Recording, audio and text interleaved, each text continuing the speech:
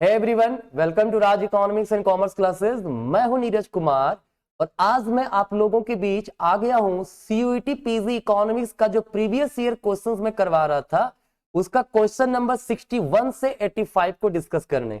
इसके पहले जितने भी क्वेश्चन मैंने डिस्कस किया है मुझे उम्मीद है वो वीडियो आपने देख लिया होगा। नहीं देखे हो तो अभी जाकर के देखिए, डिस्क्रिप्शन में लिंक दे रहा हूं, है ना।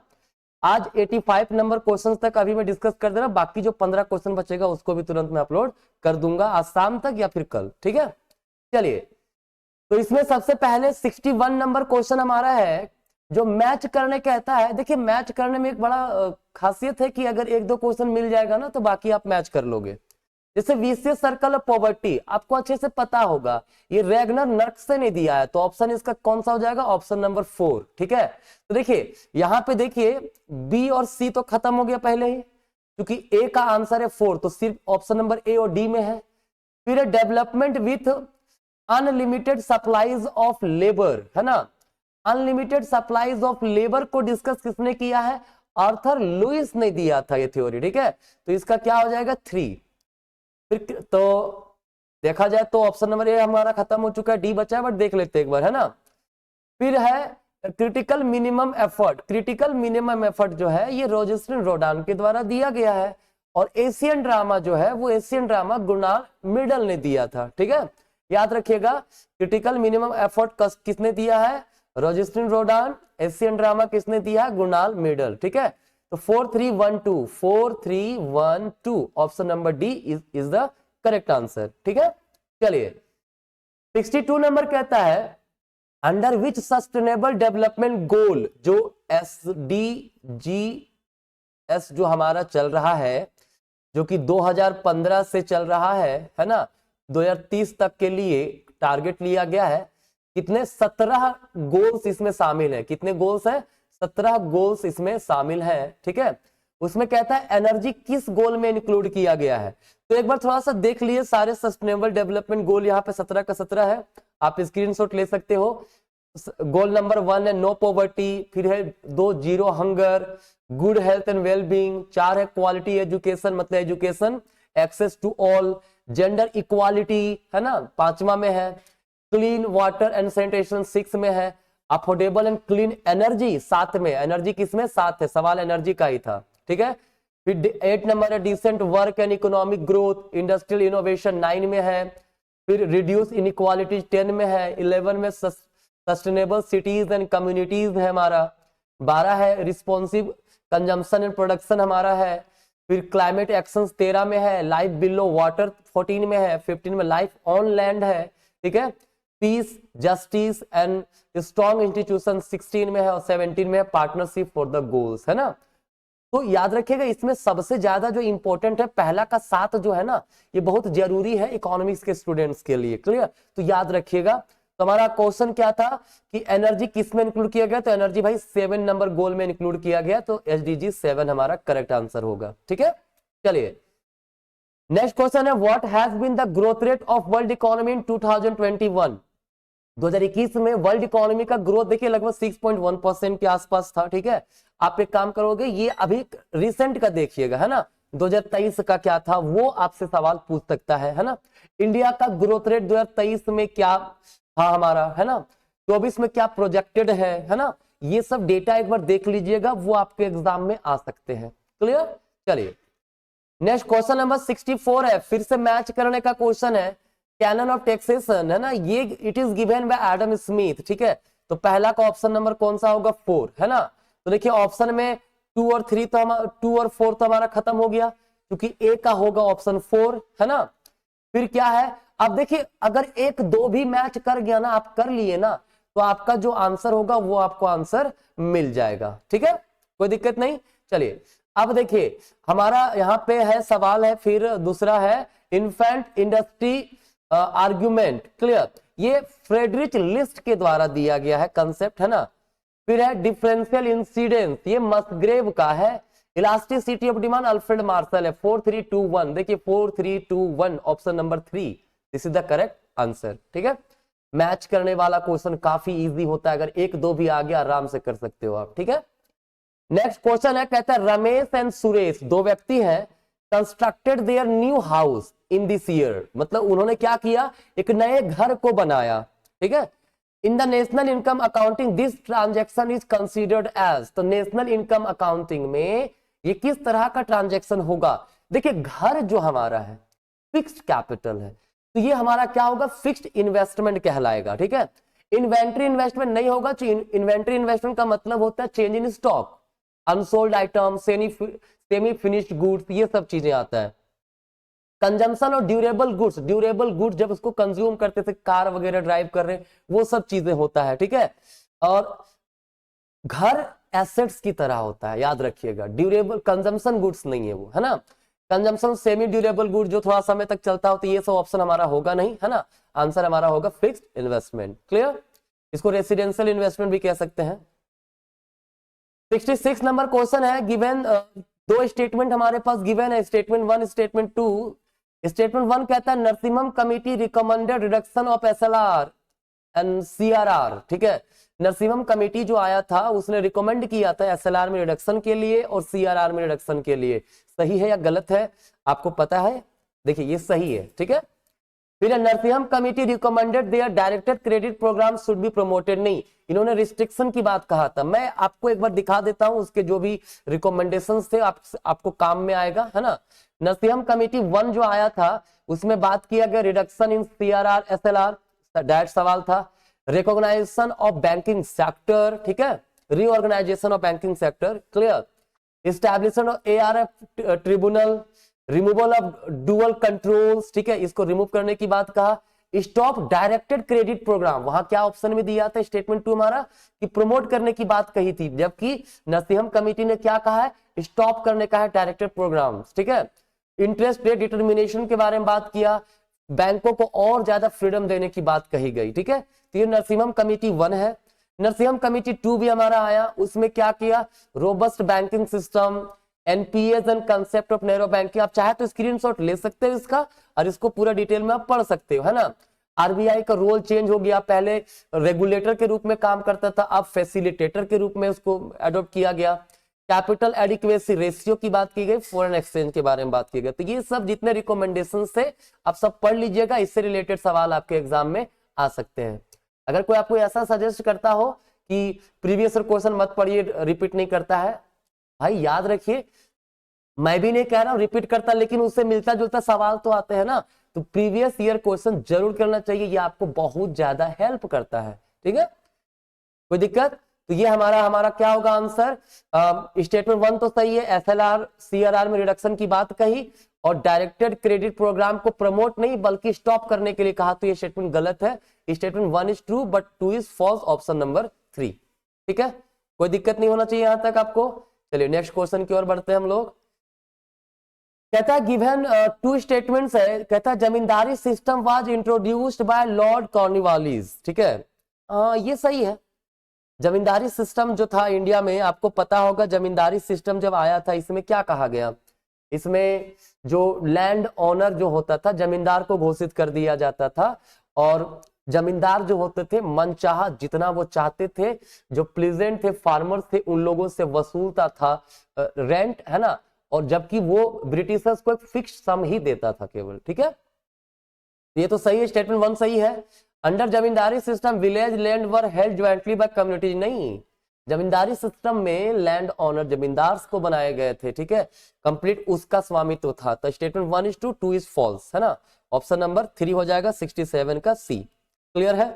अब है नेक्स्ट क्वेश्चन हमारे पास 68, कहता है there is a automatic change in the net tax revenue when the level of output changes. Simple सी बात है, लेवल ऑफ आउटपुट बढ़ेगा मतलब इनकम बढ़ेगा, तो नेट टैक्स रेवेन्यू भी सरकार का बढ़ जाएगा, चेंजेस होगा।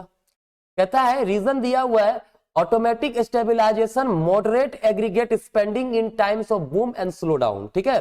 देखिए ऑटोमेटिक स्टेबिलाईजेशन का मतलब इकोनॉमी ऑटोमेटिकली ऑपरेट हो रहा है, जब बूम आएगा तो लोगों के पास पैसा बढ़ेगा, स्पेंडिंग बढ़ाएंगे, जब फॉल होगा रिसेशन आएगा तो अपने आप स्पेंडिंग घटा देंगे।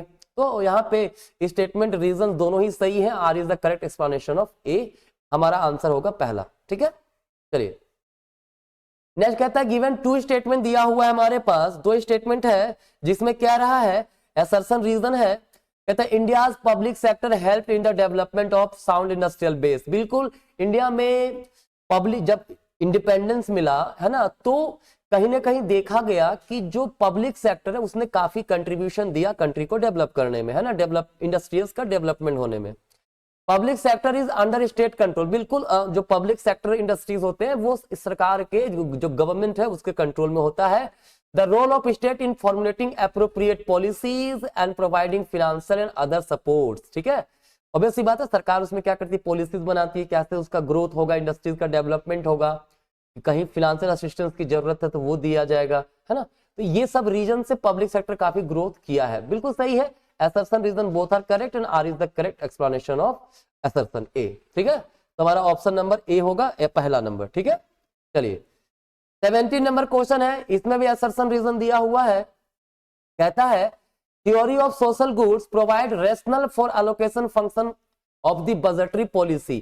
सरकार बजटरी पॉलिसी जब बनाती है ना, उसमें देखती है कि किस एरिया में सोशल गुड्स का रिक्वायरमेंट है, उसके अकॉर्डिंगली वो अपना थ्योरी प्रोविजंस बनाती है। तो बिल्कुल असर्शन भी सही हमारा है। ठीक है, there is certain goods which are non rivals and there are important for maximising social advantage. Non rival goods वही सब हो गया, सोशल गुड्स जिसमें मतलब किसी के कंजम्पशन से दूसरों के लिए अवेलेबिलिटी नहीं घटती है, जैसे रोड हो गया, स्ट्रीट लाइट हो गया, ये सब चीजें। ठीक है, वो बिल्कुल बहुत जरूरी है सोशल एडवांटेज को मैक्सिमम करने के लिए। तो यहाँ पर भी दोनों हमारा सही है, statement A B both are correct and R is the correct explanation of A. ठीक है, चलिए next, country A requires 2 units of labour.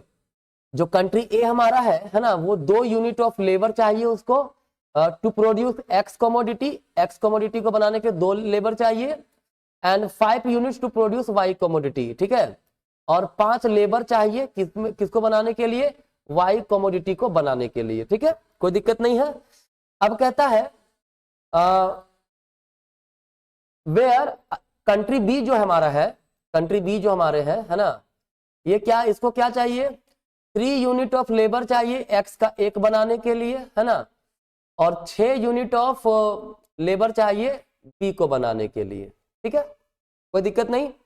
देखिए, अगर देख के पता चल रहा है तो हम देख रहे हैं ए जो है दोनों ही प्रोडक्ट सस्ता में बना सकता है कंट्री बी की अपेक्षा, तो एब्सोल्यूट रूप से एडवांटेज की स्थिति में है।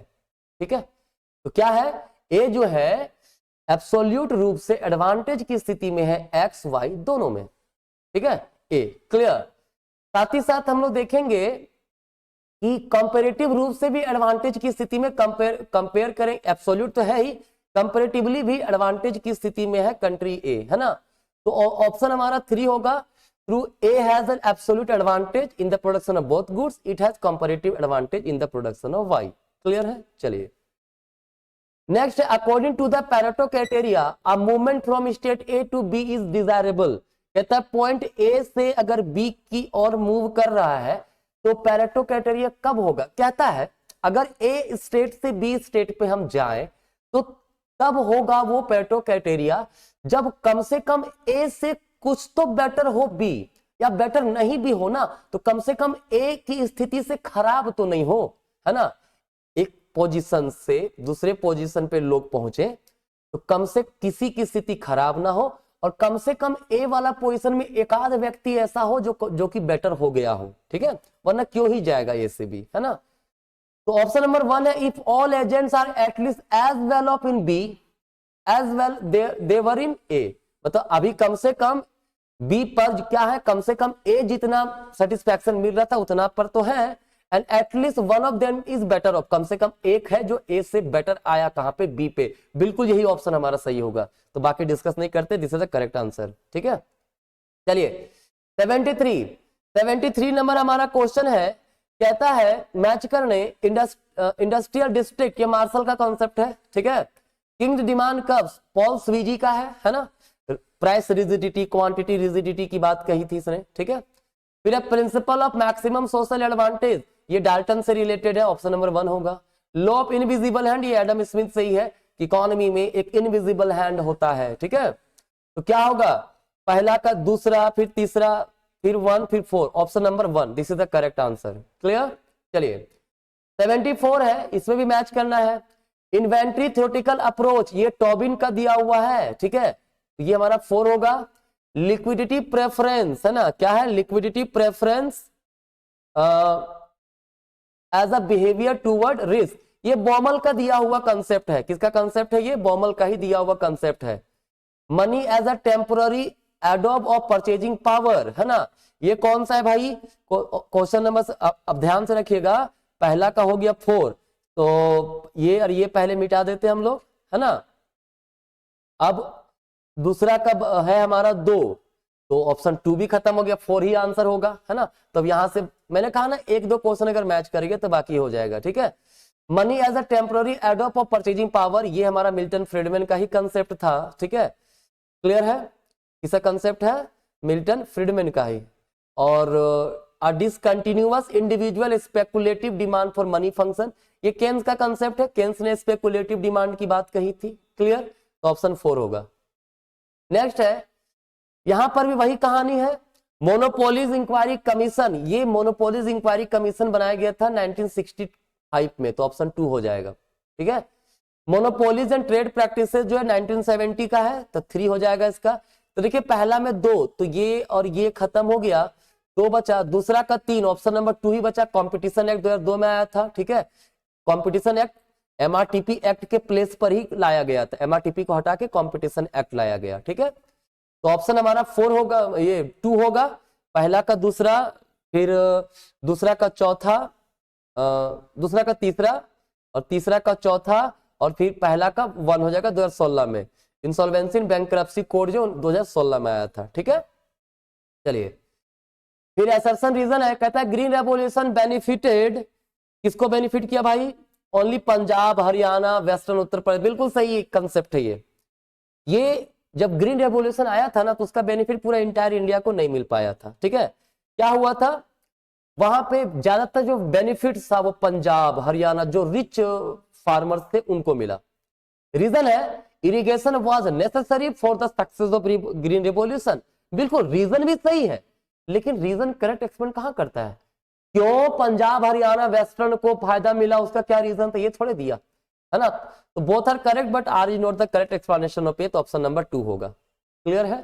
चलिए नेक्स्ट क्वेश्चन है हमारे पास, फिर से वही मैच करना है, प्रिंसिपल ऑफ एब्सोल्यूट एडवांटेज, ये एडम स्मिथ का दिया हुआ कंसेप्ट था, थ्योरी ऑफ इंटरनेशनल ट्रेड से रिलेटेड है, एब्सोल्यूट एडवांटेज वाला। तो पहला का 3 होगा, तो ये ऑप्शन खत्म कर दो पहले, फिर इफ क्या है उसके बाद हमारा, अगर हम बात करें डी में 1, ठीक है, effect of factor endowment changes on trade, ठीक है, ये जो हमारा है ये किसका दिया हुआ था, ये कॉन्सेप्ट है हमारा फैक्टर प्राइस इक्वलाइजेशन, तो रेबिन्स्की का हो गया, इसका 1 हो गया, ठीक है।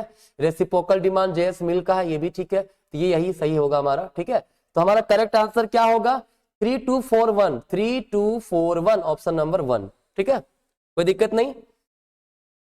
चलिए नेक्स्ट 78 है, फिर से मैच करने दिया है, वेल्थ ऑफ नेशंस किसका है, एडम स्मिथ का दिया हुआ बुक है, बुक का नाम है।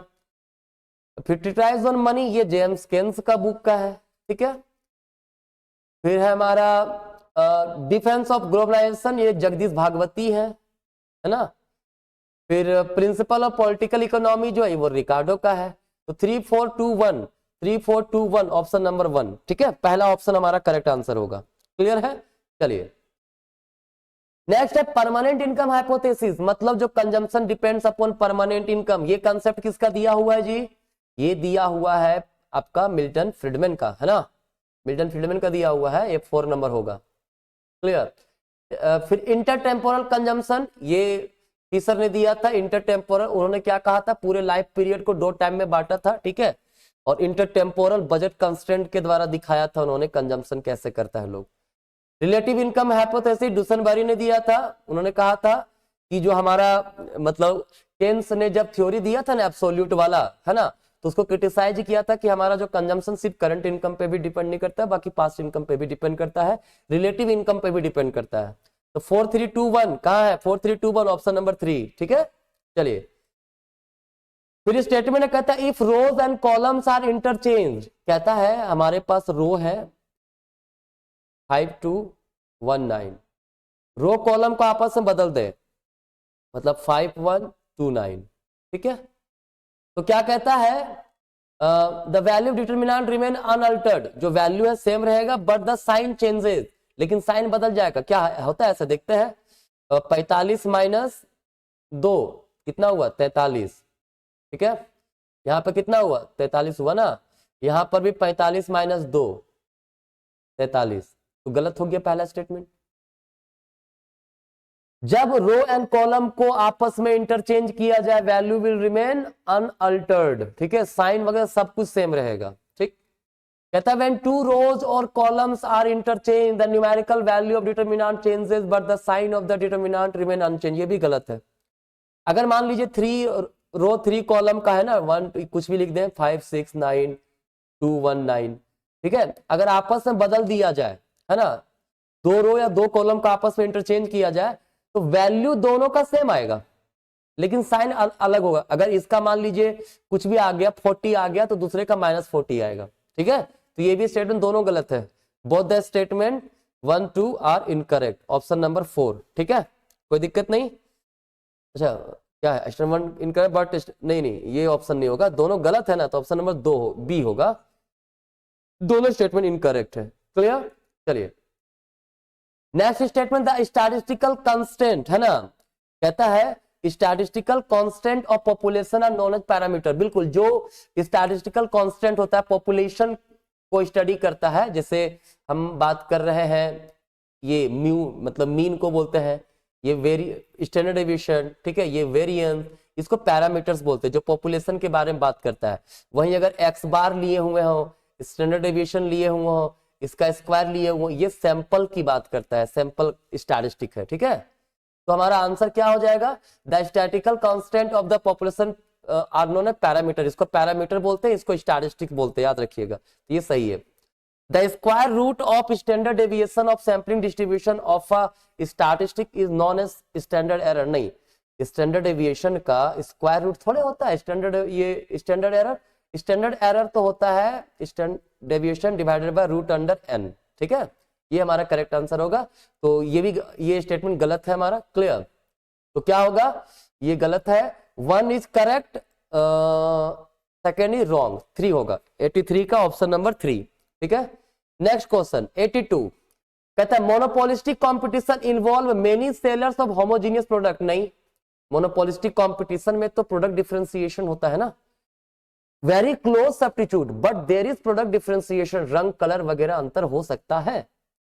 नेक्स्ट है statement 2, the oligopoly involve some producer of standardised और डिफरेंशिएटेड प्रोडक्ट। बिल्कुल सही है स्टेटमेंट है हमारा ये। ठीक है, जो कहता जो ओलिगोपोली है वो कुछ डिफरेंशिएटेड प्रोडक्ट या लगभग सिमिलर स्टैंडर्ड मतलब यूनिट हो सकता है दोनों सारे प्रोड्यूसर्स का। ठीक है, तो हमारा 4 होगा, statement 1 is false but the statement 2 is true. Clear, चलिए 83 है, कहता है an adverse supply shock reduces the marginal productivity of labour. बिल्कुल सही है। अरे अगर किसी प्रकार का एडवर्स शॉक्स पड़ रहा है, ठीक है, तो जो मार्जिनल प्रोडक्टिविटी ऑफ लेबर रहता है वो घट जाता है ना, सप्लाई घटेगा तो लेबर काम नहीं कर पाएगा, वो बेरोजगार हो जाएगा, तो उसकी प्रोडक्टिविटी ही घटेगी ना।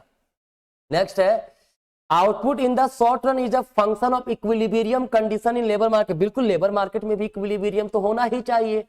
ठीक है, तो दोनों स्टेटमेंट हमारा सही है, both the statement 1 and 2 are true.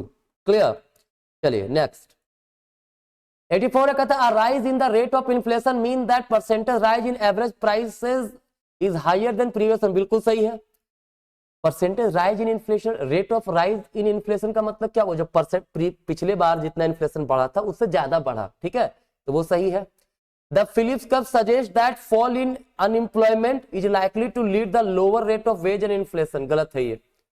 अरे फिलिप्स कर्व में कहा गया है अनएम्प्लॉयमेंट और प्राइस लेवल के बीच इनवर्स रिलेशन होता है ना, यहाँ पे तो डायरेक्ट ये बताइए एक घट रहा है दूसरा भी घट रहा है, तो गलत हो जाएगा ना। स्टेटमेंट 1 सही है, दूसरा करेक्ट है। ठीक है, दूसरा इनकरेक्ट है, पहला करेक्ट दूसरा इनकरेक्ट, कोई दिक्कत नहीं। चलिए next, the number of exchange possibilities that exist in money economy exceed the number in barter economy. बिल्कुल सही है। जब मनी इकोनॉमी अगर हो, ठीक है, तो वहां पे ट्रांजैक्शंस की पॉसिबिलिटीज बहुत ज्यादा बढ़ जाती है। पैसा दीजिए ट्रांजैक्शन कर लीजिए, बार्टर सिस्टम में दिक्कतें था, हर जगह ट्रांजेक्शन आप नहीं कर सकते थे, है ना। स्टेटमेंट 2 है an increase in the length of time for which money is held will reduce the velocity at which money circulate in the economy. बिल्कुल, अगर मनी को कांस्टेंट रखा जाए तो वेलोसिटी उस समय घट जाएगा, है ना। मतलब ट्रांजेक्शंस कम होगा तो वेलोसिटी कम होगा मनी का, है ना। जितना ज्यादा सर्कुलेशन उतना ज्यादा वेलोसिटी ऑफ मनी। तो स्टेटमेंट 2 हमारा ये भी सही है, बोथ द स्टेटमेंट जो हमारा है वो क्या है, सही है, ठीक है। Option number A clear. तो ये था आपका 85 नंबर क्वेश्चन तक का डिस्कशन, है ना। बाकी का जो 15 क्वेश्चन बचा है मैं उसको जल्द से जल्द ले आऊंगा आपके बीच में, है ना। तो आज का यहीं तक रहेगा, मिलते हैं नेक्स्ट क्लास में, तब तक के लिए आप सभी को धन्यवाद।